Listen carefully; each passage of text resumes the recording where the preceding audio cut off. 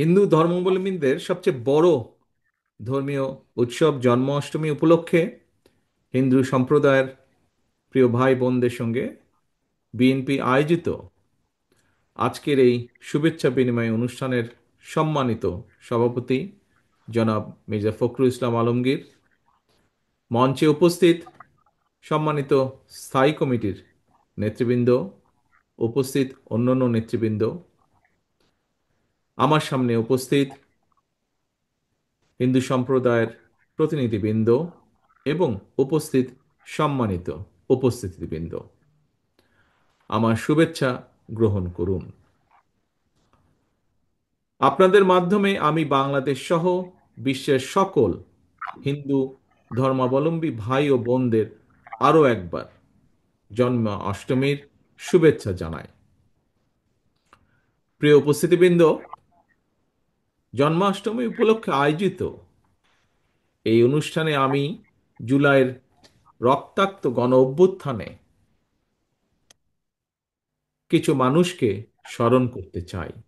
আজকের এই দিনে শিশু রিয়া গোপ, রথিন বিশ্বাস, হৃদয় চন্দ্র তরুয়া, সৈকত চন্দ্র দে, তনয় চন্দ্র দাস,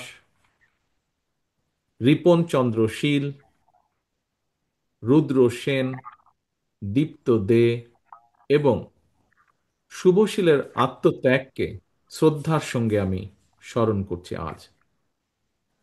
যাদের প্রাণের বিনিময় আজ যাদের প্রাণের বিনিময় আজ তাদের প্রত্যেকের শোকাহত পরিবারের প্রতি গভীর সহমর্মিতা জানাই।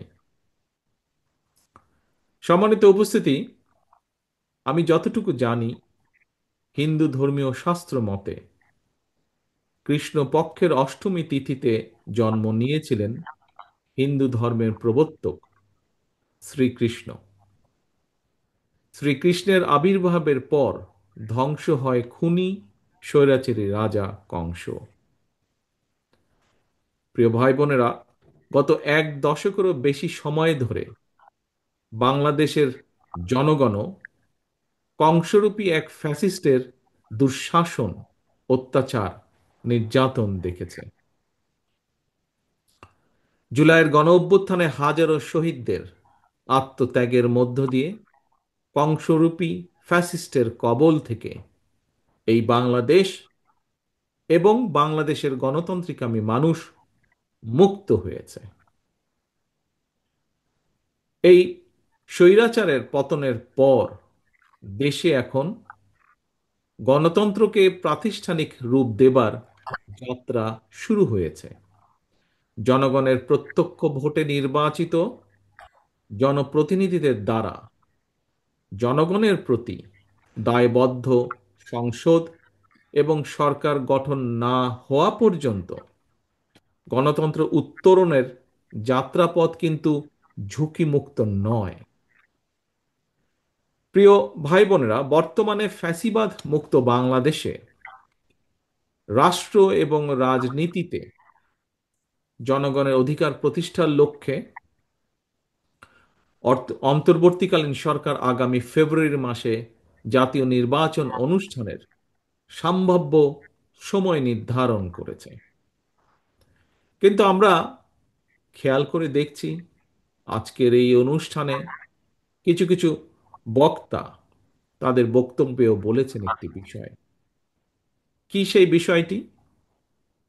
সেই বিষয়টি হচ্ছে এই নির্বাচন অনুষ্ঠান নিয়ে কোনো কোনো রাজনৈতিক ব্যক্তি বা গোষ্ঠীর বক্তব্য, মন্তব্য কিংবা নিত্য নতুন শর্ত বা শর্তের প্রস্তাবনা সামগ্রিকভাবে জনমনে বিভ্রান্তি সৃষ্টির একটি কারণ হয়ে দাঁড়িয়েছে।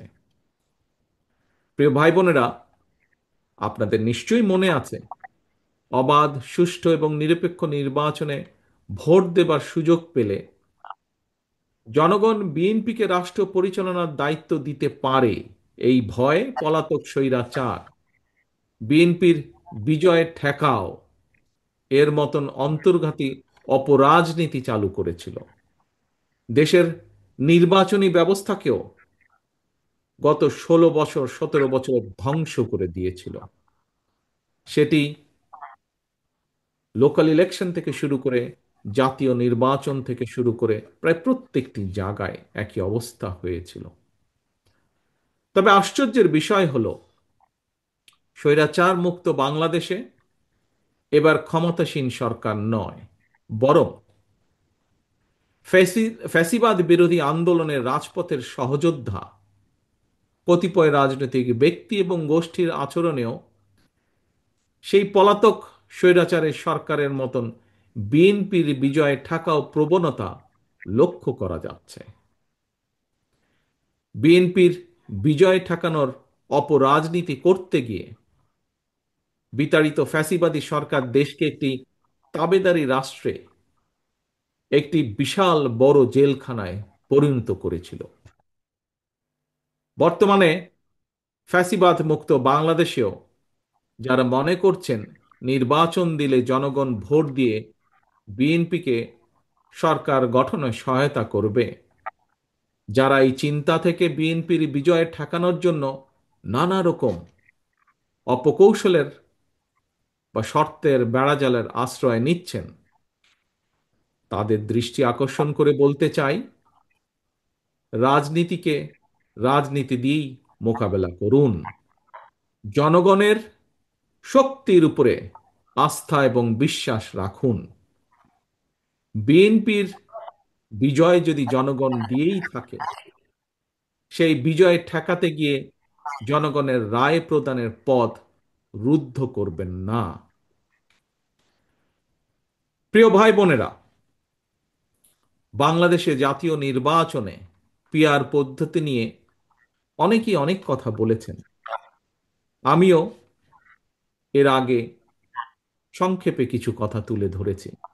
আজ আবারও সংক্ষেপে আপনাদের সামনে কিছু কথা, দু একটি কথা এ ব্যাপারে আপনাদের সামনে তুলে ধরতে চাই।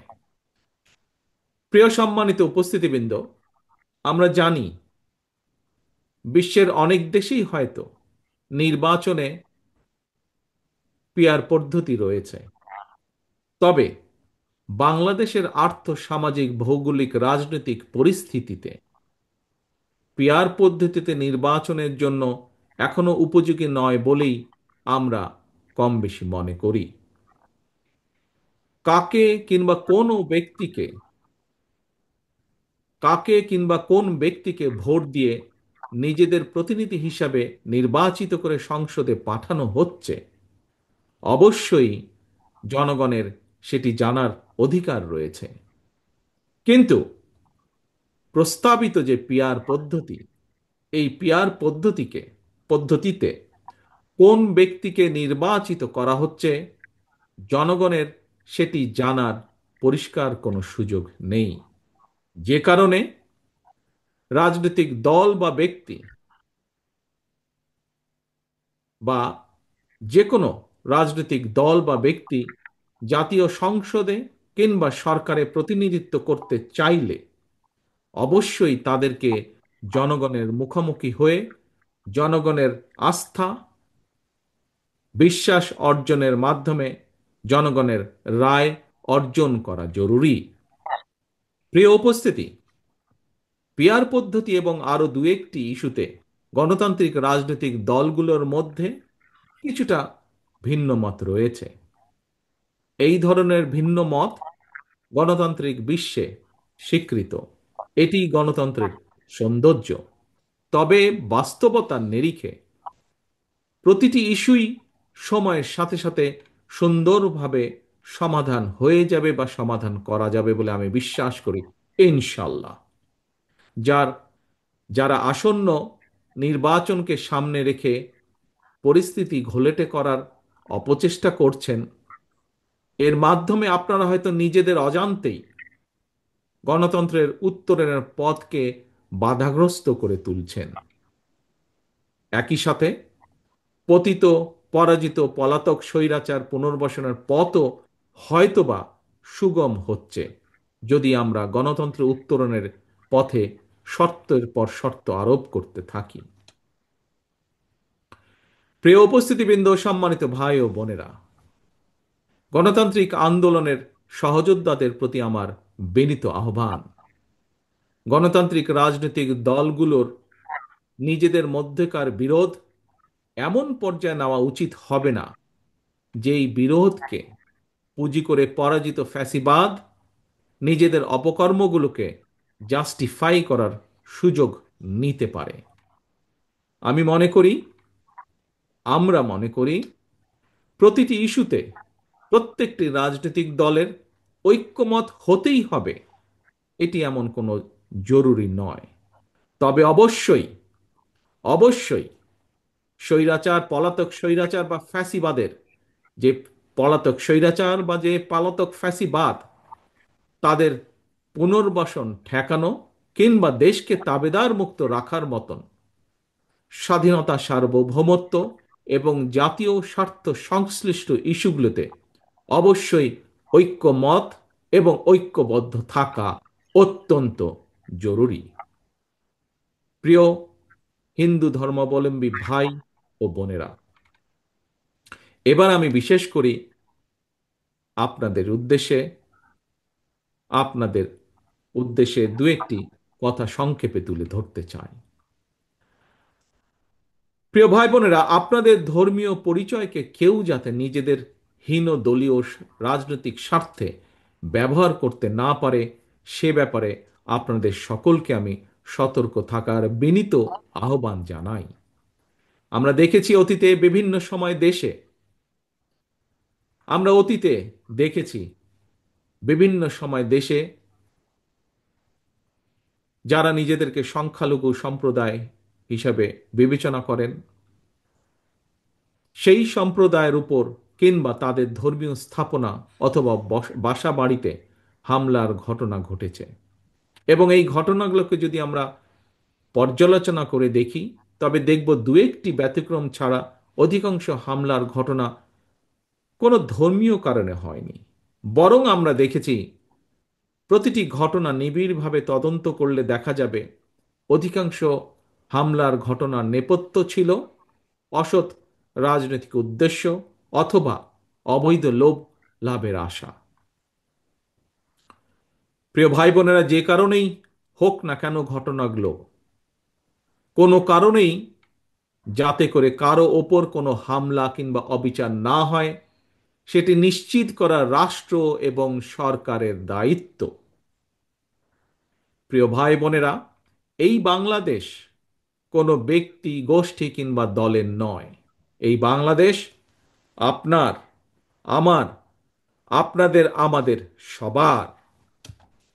দল মত ধর্ম ধর্ম নির্বিশেষে বাঙালি অবাঙালি, নৃতাত্ত্বিক জনগোষ্ঠী, বিশ্বাসী অবিশ্বাসী কিংবা সংশয়বাদী, এই বাংলাদেশের প্রতিটি নাগরিকের একমাত্র গর্বিত পরিচয়, আমরা বাংলাদেশী। দেশের প্রত্যেকটি দে- দেশের প্রত্যেকটি নাগরিক সকল ক্ষেত্রে দেশের আইন অনুযায়ী সমান অধিকার ভোগ করবেন। এটি বিএনপির নীতি, এটি বিএনপির রাজনীতি। রাষ্ট্র এবং সমাজে নিরাপদ বসবাস নিশ্চিত করতে কোনো দলীয় পরিচয় আবদ্ধ থাকা অবশ্যই জরুরি নয়। ধর্মীয় কিংবা রাজনৈতিক পরিচয় একজন নাগরিকের নিরাপত্তা নিশ্চিত করতে পারে না, কিন্তু একমাত্র গণতন্ত্র এবং আইনের শাসনই দল মত নির্বিশেষে প্রতিটি নাগরিকের নিরাপত্তা নিশ্চিত করতে পারে। প্রিয় ভাই বোনেরা, সম্মানিত উপস্থিতিবৃন্দ, সম্মানিত নেতৃবৃন্দ, বর্তমান এবং ভবিষ্যৎ বাংলাদেশের জন্য একটি নিরাপদ বাংলাদেশ প্রতিষ্ঠার জন্য আসন্ন জাতীয় নির্বাচন আমাদের সামনে একটি বিশাল বড় সুযোগ। সারা দেশে হিন্দু ধর্মাবলম্বী ভাই ও বোনদের দৃষ্টি আকর্ষণ করে বলতে চাই, আগামী নির্বাচনে বিএনপি আপনাদের সমর্থন এবং আপনাদের সক্রিয় সহযোগিতা চায়।